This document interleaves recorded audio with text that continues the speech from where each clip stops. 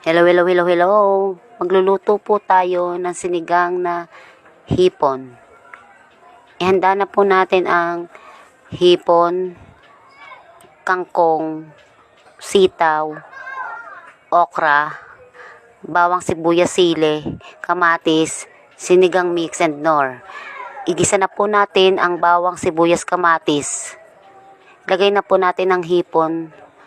Sangkotsahin po natin. Halu-haluin. Then, lagyan po natin ng patis.